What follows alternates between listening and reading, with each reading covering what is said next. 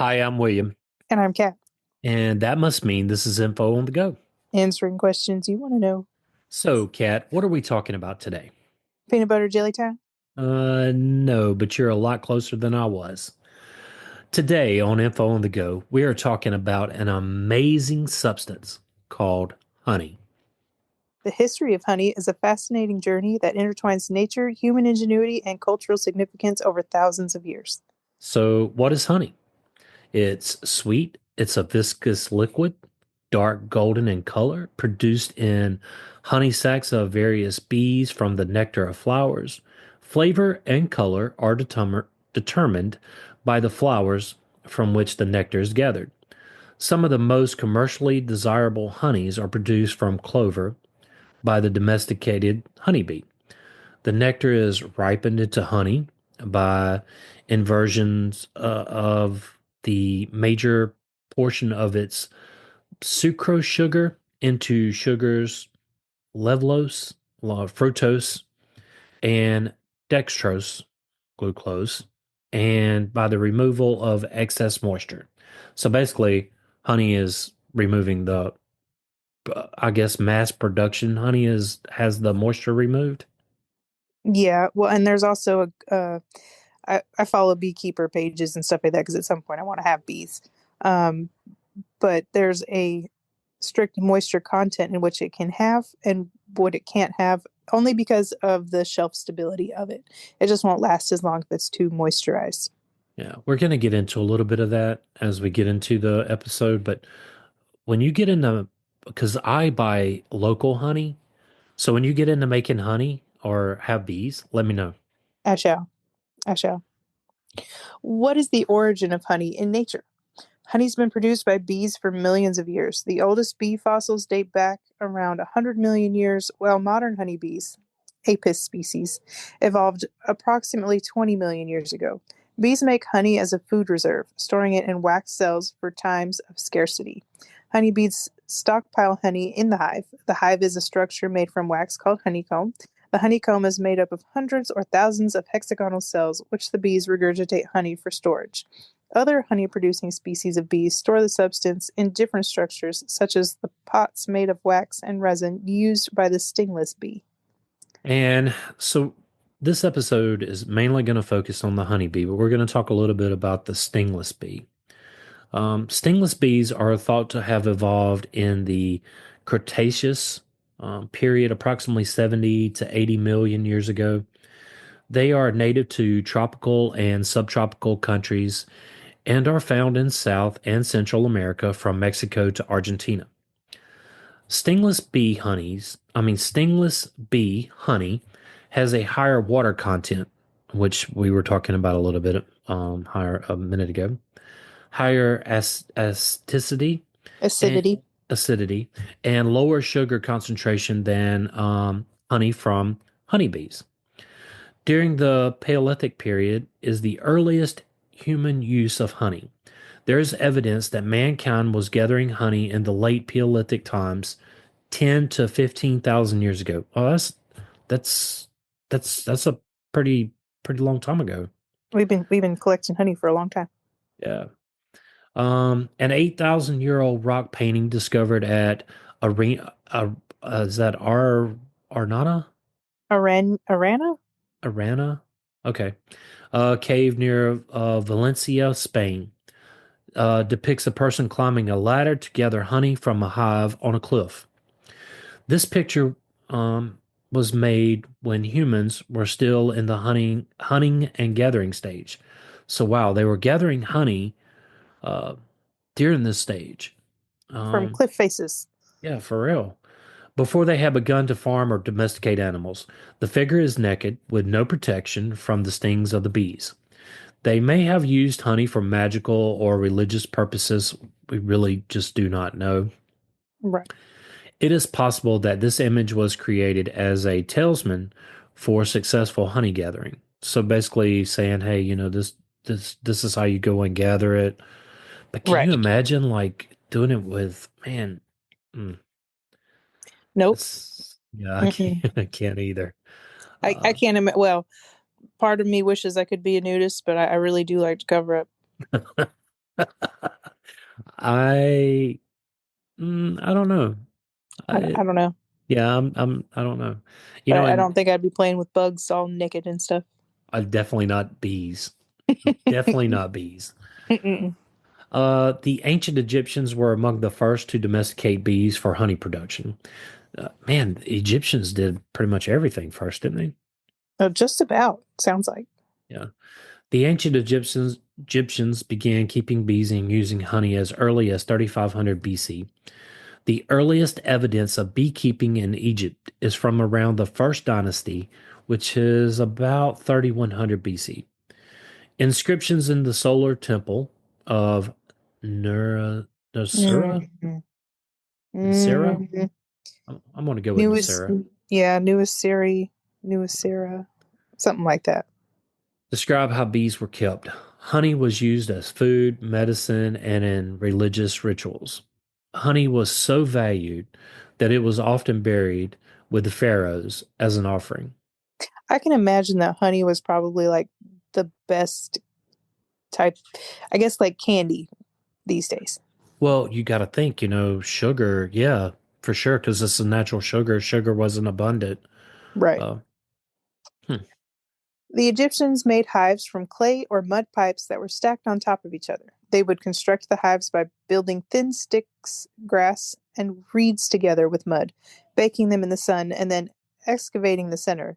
The ends of the hives were sealed with a ring of timber and mud cement, and one end had a small opening for the bees to harvest the honey. I'm sorry, for the bees. To harvest the honey, the Egyptians would cut off the top of the hive and remove the honeycombs. They would then put the combs back in the hive so the bees could continue to make the honey. The Egyptians cherished honey so much, jars of the liquid gold were buried with deceased royalty to give them a sweet transition into the afterlife. Among wine, jewelry, and weapons, honey was also valuable enough to be stored in King Tut's tomb. Turns out that honey is still edible after 3,000 long years, which is incredible. That is that is insane. 3,000 years? Mm-hmm. Wow, still edible? How can honey still be edible after 3,000 years? Well, we talked a little bit about it in the beginning of the episode. Honey doesn't have moisture. Well, bacteria and microorganisms need moisture to survive. Organisms that cause things to spoil thrive in water. Honey has an average pH level of 3.5, close to lemon's 2.5 pH.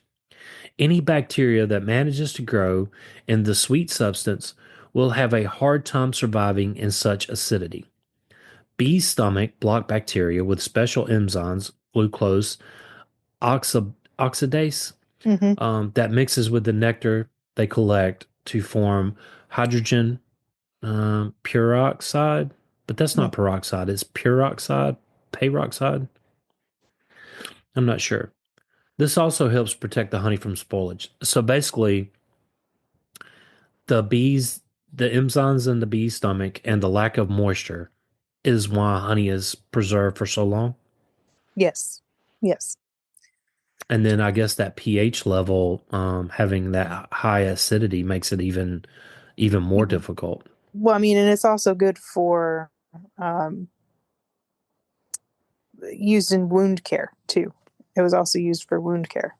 Yeah, I know that the Egyptians used it for um, wound care. They used it for a lot of different stuff. Well, I mean, it's a very versatile thing. Do you like honey? I do like honey. I love honey. I put honey on everything, I would smother a whole bunch of things in honey for sure. especially biscuits. Biscuits. That is the best. So, Southern. Mesopotamia honey appeared in Sumerian and Babylonian writings as a key ingredient in medicines and offerings to gods as far back as 2100 BCE. There is no evidence of hives or organized beekeeping in Mesopotamia, so it's likely that the Mesopotamians relied on wild bees for honey, which means they Honey. were searching for bees. Yeah. Oh, oh, man. But that's got to be the Imagine, best honey, right? right. But just think they're destroying the hives. Well, I mean, There's you also have to be careful of what honey, like what flowers the bees are getting honey from, because if your bees are getting their nectar from poisonous flowers, you got poisonous honey. Huh. I did not know that. Hmm. Honey has been used in India since ancient times, with evidence of its use dating back to the Indus Valley civilization. Man, we talk about the Indus Valley civilization coming up with a lot of different stuff first. Ooh. Right. Honey was a significant part of the daily life and culture, used as a sweetener, medicine, and in religious rituals. Ancient texts, which date back to around 1500 BC, mention honey and bees. The Rigveda refers to honey and bees in hymns, highlighting their spiritual and medical importance. And if I misspoke on that, I apologize. China honey appeared in Chinese texts as early as 2000 BCE, used in traditional medicine and as a sweetener. The ancient Greeks were among the first to discover honey's healing properties and nutritional value. They considered honey to be sacred and featured a bee on Ephesian featured a bee on Ephesian coins for almost 600 years. Huh. So their money had honey. They sure did. Sorry, I didn't mean to uh, mess you up with that one. it just it I started playing a song in my head. That's all that happened there. Uh, the earliest evidence of beekeeping in Greece are ceramic hives from Paris, Phaistos Festus. Okay, yeah. that date back to 3400 BC. The Romans used honey extensively in cooking and as a gift to the gods. They adopted beekeeping traditions from ancient Greece and North Africa, especially Egypt.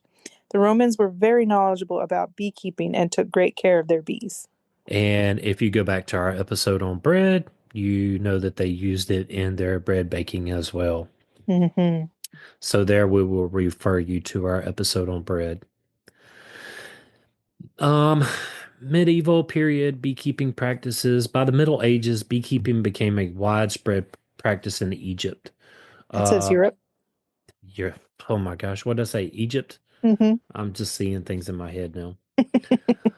Monasteries were hubs of honey production as monks used beeswax for candles and honey for food and medical purposes. Hives were made from a variety of materials, including straw, wicker, reed, pliable wood, and logs. The earliest hives in England were made from pliable wood, woven around stakes, and coated with a mixture of cow dung and ashes to make them waterproof. That sounds appealing. It's definitely interesting. At least bees cover their own honey with their wax. I think we should really do a whole episode on beekeeping because when I was researching a lot of this, I know we were talking, how did ancient peoples really take care of their hives and were they reusable? So I think beekeeping as an art probably deserves its own podcast. I agree. And it's essential. Honey is essential to human life. Okay, so we'll follow up, somewhere down the road with beekeeping. Honey was integral to making mead, which was alcoholic beverages, one of the oldest fermented drinks enjoyed across Europe, Africa, and Asia. Have you ever I have have you not had the chance to try mead yet, but I want to How did you so know what I bad. was going to ask? I just had a feeling. I think it would be I would like to try it. Um, but I'm not too sure about it. Like, I don't know. It would take two of my favorite things and put them together. Yes, yes. But man, I want to try it just because my ancestors made mead. You know what I mean? So I know we're gonna do one on beer. It's in the schedule, but mead, Me- I guess mead should be in there. Mhm. okay. We'll try to Renaissance and early modern period saw a decline with sugar. With the rise of the sugarcane production and trade in the 16th century, honey's role as the primary sweetener declined. However, it remained valuable in traditional medicine and certain culinary practices. beekeeping techniques advanced as scientists like Juan Summerdam studied bee autonomy, anatomy, and hive behavior in the 17th century. Here, we should say beekeeping will be its own episode, as we just mentioned. The modern era has industrial beekeeping. In the 19th century, innovations like the Langworth Langstroth. Langstroth hive revolutionized beekeeping. The movable frame hive allowed for easier honey extraction without destroying the hive. And again, that's what we were talking about, Hmm. how some of the earlier inventions would destroy the hive. And so, Right. anyway. Honey became a globally traded commodity with varieties like Manuka from New Zealand, Acacia from Europe, and wildflower honey from the Americas gaining prominence. Modern studies have confirmed honey's antimicrobial and health promoting properties. I Hmm. would really like to try some honey from New Zealand. Yeah, I've heard good things about Manuka honey too. Yeah, I mean, it's well prized here in North America for sure. Hmm. So yeah, I would definitely I'm gonna have to look that up. I'm gonna have to try that. Right. Honey symbolizes abundance, health, and prosperity in many cultures. It features in religious texts like the Bible, Quran, Torah, often described as a symbol of divine blessings.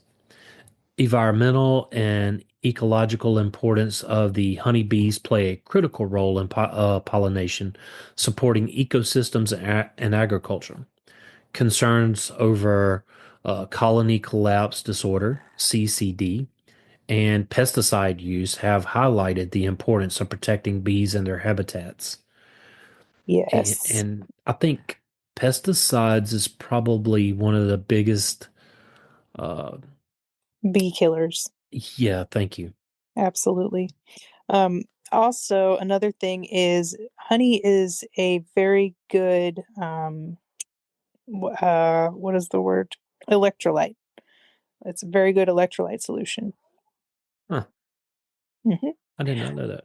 Honey remains a timeless product cherished for its taste, versatility, and health benefits. Its history is not just a story of a natural product, but a testament to its interconnectedness of humans and the natural world. So, honey is a natural sweetener with a wide range of health and practical benefits, thanks to its unique composition of sugars, antioxidants, enzymes, and other bioactive compounds.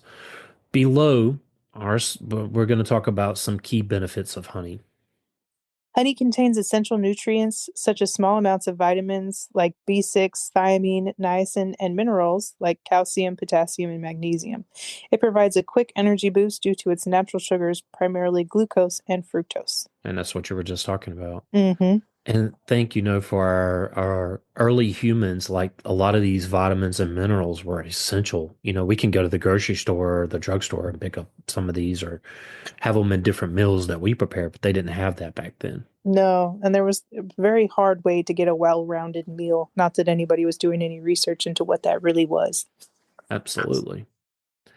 Honey is rich in oxidants and Antioxidants, antioxidants, including flavonoids. flavonoids.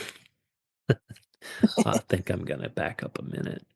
Honey is rich in antioxidants, including flavonoids and pal- paleolic Phenolic. phenolic acids, which help neutralize harmful free radicals, reducing oxidative stress and lowering the risk of chronic diseases like heart disease and cancer. We are not doctors by any No, means. no. And basically, we're just stating what we found in some places. Definitely make sure you talk to your doctor before you try a regimen of honey. Yes. Yes, we are not doctors and we are not telling you to go out and just the honey's going to solve all your problems. Okay. Seriously. Mm-mm. Antibacterial and antimicrobial effects. Honey, especially medical grade varieties like Manuka honey, has antimicrobial properties that promote wound healing by preventing infections. And another reason for me to try Manuka honey. Yes. Moisturizing and soothing. Honey is often used in skincare for its hydrating and soothing properties, making it effective in treating dry skin, acne, and minor burns. Hmm. Regular consumption of honey can boost the immune system due to its antimicrobial and anti-inflammatory properties, helping the body fight off infections. Again, we're not doctors. No, nope, Honey can aid in digestion and soothe gestational issues. It's gastrointestinal issues. gastrointestinal. What did I say? Oh my gosh. I feel like you said gestational. I did say gestational, didn't I? Yeah, that's a little different. There's Just a little bit, not much. Its probiotic properties promote the growth of healthy gut bacteria. It is often used as a natural remedy for acid reflux and stomach ulcers. Honey is a natural cough suppressant and throat soother. It coats the throat and reduces irritation, making it effective for managing coughs. My mom, the only way she would get me to take medicine was she had to make it. I have to say, because I would freak out and fall out on the floor. I'm still not big on taking liquid medicine at all. But she would make it with cutting an onion in half and then soaking it in honey and letting it sit overnight. But Huh. anyway, it may also help reduce the duration and severity of colds. I know when I'm sick, I like to drink a honey tea, like a hot honey tea Hmm. that helps kind of soothe you, like you can feel it all the way down. Yeah, I've modified that recipe just a little bit. I usually add some cayenne pepper and maybe some turmeric or something like that just to help out some of the underlying benefits of honey already. Huh, I have to try it with turmeric. I've never thought about that. Hmm. That sounds pretty good. Yeah. Uh, the easily digestible sugars in honey provide a quick energy source, making it an ideal natural fuel for athletes or anyone needing a rapid energy boost. I know when I go hiking, my pack usually has a peanut butter and honey sandwich in it. 99% of the time, it has that. Yeah. Honey has been linked to improved heart health by reducing blood pressure, regulating cholesterol levels, and preventing arterial blockages due to its antioxidant and anti inflammatory properties. And again, we're not doctors. No. While honey is sweet, it has a lower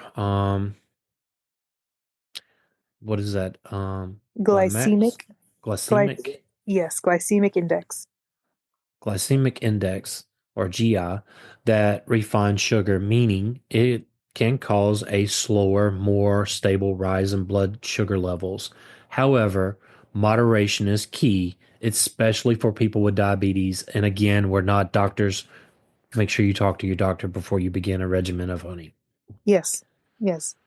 The antioxidants in honey may support brain health and improve memory. Honey's anti inflammatory effects may also protect the brain from neurodegenerative diseases. Honey is a healthier alternative to refined sugars and can be used in cooking, baking, beverages without the need of artificial sweeteners. And I'm here to tell you, I we are definitely doing one on refined sugars, but honey is just like a wow thing, right? It's a It is. superfood. It is. It is, absolutely. Precautions. Honey should not be given to infants under 1 year old due to the risk of botulism.